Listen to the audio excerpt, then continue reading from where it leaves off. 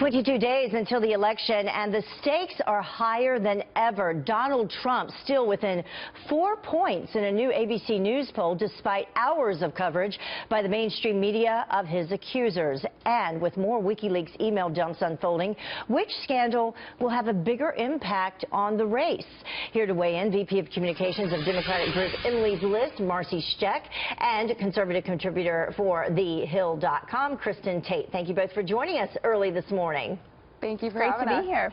So let's begin with this first one. I mean, in terms of the Trump accusers, the WikiLeaks scandal, what do you think has had a bigger impact, and will any of them ultimately impact the race, in your opinion? So let's start with Marcy. What do you think? Sure. Well, I think that what we've seen is that there is a national trend line here towards a tight election. We knew from day one that this was going to be a tight election, and that hasn't changed much. Sure, we saw a poll yesterday, 4 points down. We also saw a poll yesterday, Wall Street Journal, NBC, Hillary Clinton up 11 points. But you want to know what? I think that this is actually a lot closer to that 4 points nationally. But the way that these scandals have actually borne out, what I'm looking at is really about where women voters are. And what we know is that women voters decide election. They're 53% of the electorate.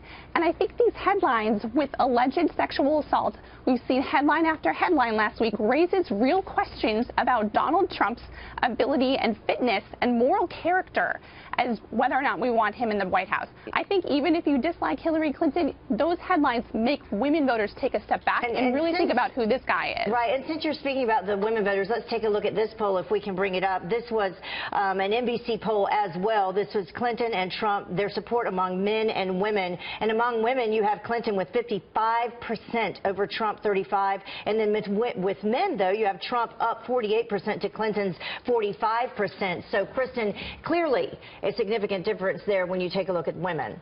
Yeah, absolutely. Trump does need to broaden his support against women, but with women. But here's the bottom line: Hillary has to beat Trump. Trump has to beat Hillary and the media. The liberal media is coming after Trump with everything they've got. You know, over the last week, NBC, CBS, and ABC covered the allegations against Trump constantly, but all three networks only spent a combined 24 minutes covering WikiLeaks. But despite this, I mean, Trump has been pretty resilient. He's only down 4 points right now. So I think the big loser of the last few weeks has been the mainstream media. I think the ordinary American is waking up to the fact that the media is so biased, and many people are kind of tuning out at this point. Yeah, and speaking of that bias, if we can just pull this full screen as we go to the next topic. This was specifically asking about that Access Hollywood video, and does it disqualify Trump from being president? And 53% of people say no to that, Marcy. So what does Trump need to do this week and at the final debate to win?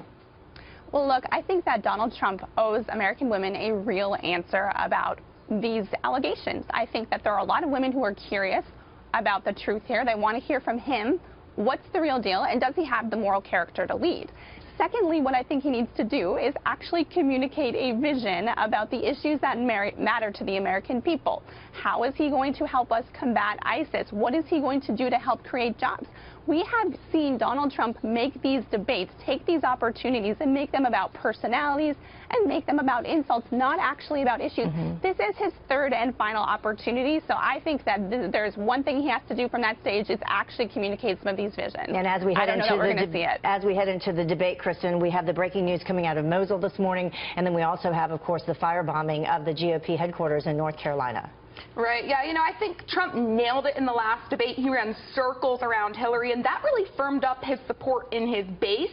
In the next debate, he's got to pull a rabbit out of his hat. He has to broaden his appeal to women specifically and also minorities. And the way he can do that is focusing on the issues and not making this into a squawking match about, you know, personal scandals. He's got to paint a vivid picture of how liberalism has destroyed our inner communities, how it's hurt our economy, and he's got to show voters how Hillary Clinton has really destroyed everything she's touched in government. And he can do that if he stays on the offense. He can't be on the defense anymore. All right, our very own Chris Wallace will be debating, so I know that it will certainly be the best one yet to come. Thank you both for joining us, Marcy Steck and Kristen Tate. Appreciate it. Heather.